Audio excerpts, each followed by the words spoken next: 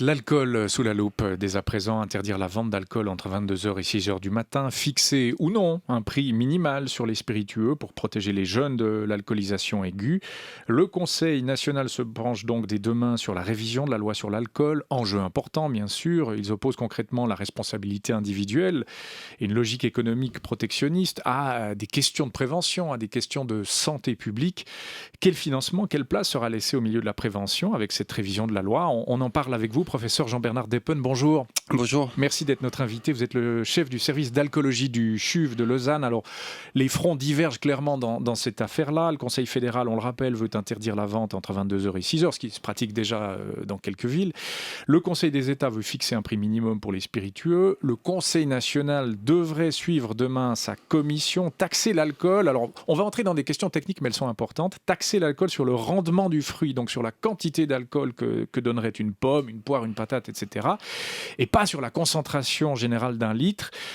En clair, si on résume, si on pose les fronts, on navigue entre cadrage de l'État et liberté individuelle. Que dit le spécialiste de terrain que vous êtes sur ce qui est en train de se tramer dans les couloirs du Parlement? Est-ce que c'est bon pour la prévention ou pas? Il est absolument clair que le prix de l'alcool est en relation avec les problèmes d'alcool. Lorsqu'on baisse le prix de l'alcool, lorsqu'on baisse les taxes sur l'alcool, on va boire plus et ça va en particulier toucher les jeunes. Les jeunes sont particulièrement sensibles à la question du prix de l'alcool. D'accord, donc ça c'est clair que pour vous ça ne va pas forcément dans le bon sens, ce qui est en train de se tramer là. Non, mais si vous voulez, la régulation du marché de l'alcool, des taxes sur l'alcool, c'est une vieille affaire. On est confronté, je pense que notre société est confrontée à ça depuis très très longtemps. Et je pense que c'est important de revenir un tout petit peu là-dessus pour comprendre les enjeux du jour. Parce qu'en effet, on peut, oui. Voilà, quel est l'impact, dans le fond, de renforcer la prévention par des prix augmentés. Pendant l'Antiquité, l'alcool, il y en avait très peu. On en buvait de manière... la consommation était très régulée. C'était à l'église, en fait.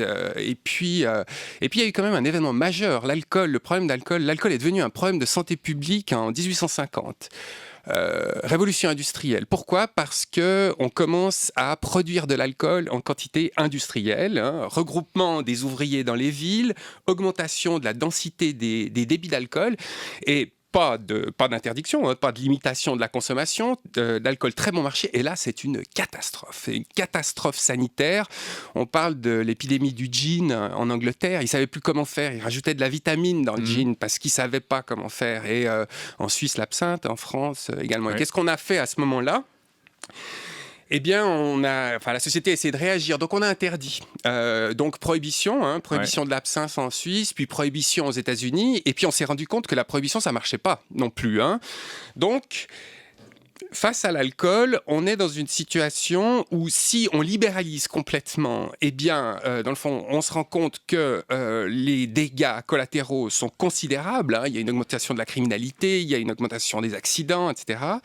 Et puis en même temps, si on interdit trop, alors ça ne va pas non plus parce que, évidemment, c'est l'exemple de la prohibition.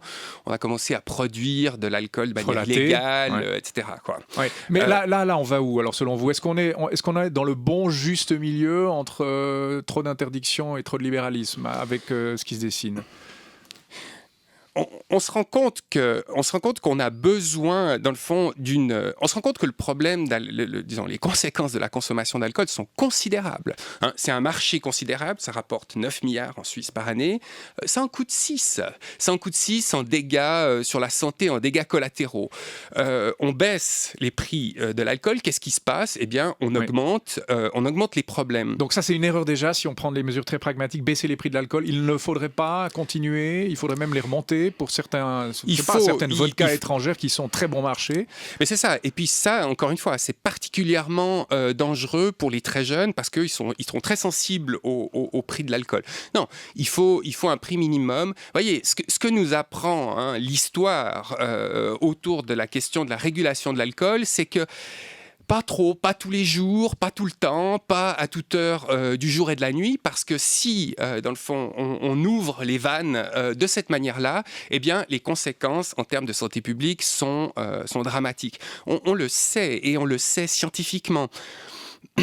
Si vous permettez, je vous citerai une étude, parce qu'elle vient d'être publiée, elle est suisse. Quand on a des preuves scientifiques, on se dit toujours, mais bon, voilà, ça a été fait dans d'autres pays, est-ce que ça marche chez nous?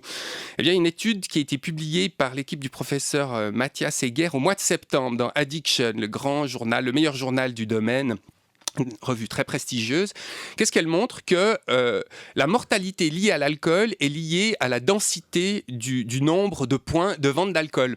Si j'habite à moins d'1 kilomètre, si j'habite dans une zone à forte densité de points de vente d'alcool, j'ai 40% de plus de risque de mourir d'une maladie liée à l'alcool que si j'habite dans une zone à très faible densité ou sans. Vous voyez, donc il y a très clairement une relation entre l'offre et la mortalité.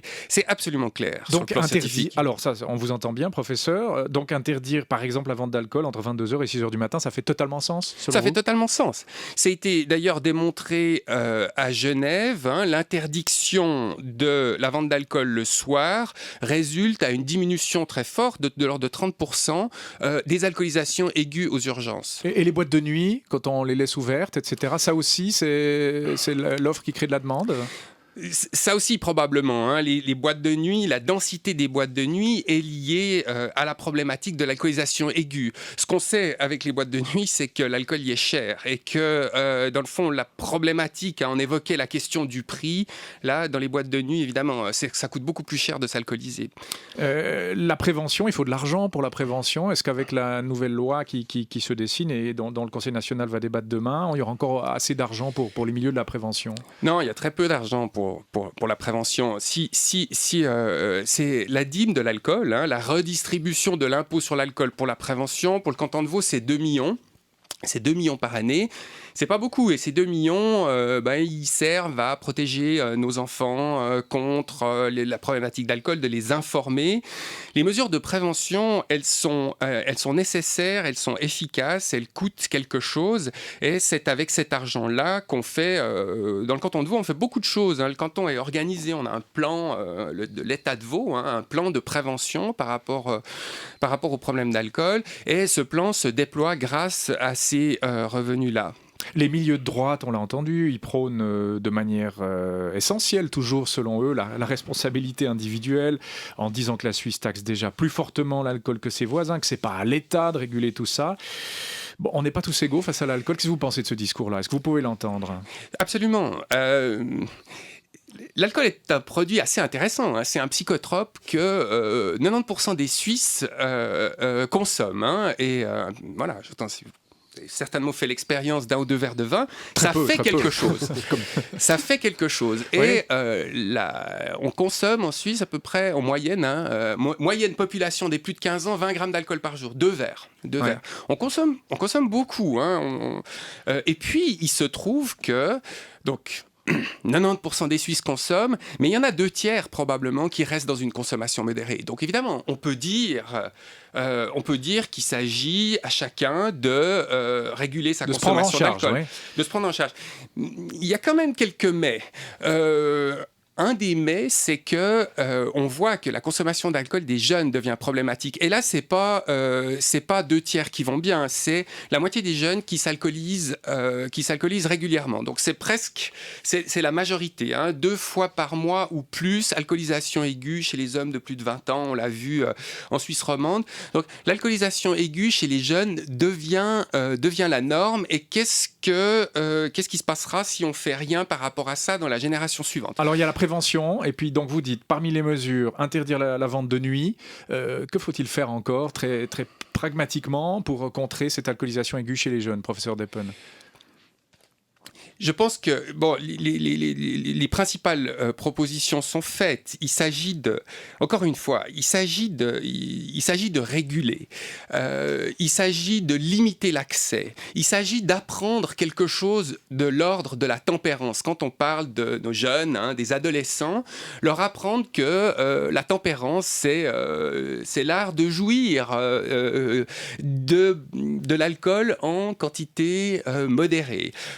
c'est pas très drôle. Les jeunes qu'on voit arriver au CHUV avec des alcoolisations à 3 pour 1000, la fête est pas très amusante. En fait, Ouais, mais on a envie de recommencer 2 jours après. C'est l'effet même de l'adolescence et de la jeunesse, ça. Oui, mais chez ceux qui arrivent aux urgences, ils sont vraiment pas bien du tout, et je suis pas sûr que ça les incite. Et si vous voulez, par rapport à cette histoire de est-ce qu'on est égaux, hein, il se trouve que il y a toute une série de facteurs génétiques, environnementaux qui influencent le fait d'être victime de l'alcool. Donc, quand certains milieux disent voilà, c'est la responsabilité individuelle, c'est pas tout à fait le cas, parce qu'on est fortement inégaux, et pour des raisons génétiques on pourrait l'être, n'est-ce pas? Il y a des jeunes, des descendants d'alcoolodépendants notamment, hein, les gènes de l'alcool font qu'on tolère très bien l'alcool, et quand on tolère très bien l'alcool, on en boit plus, et quand on en boit plus, on a plus tendance à devenir dépendant de l'alcool. Voilà, on retient votre message de scientifique, on n'est pas égaux face à l'alcool, donc c'est pour ça que les politiques doivent aussi encadrer les choses. On ne peut pas se baser que sur la responsabilité individuelle en la matière.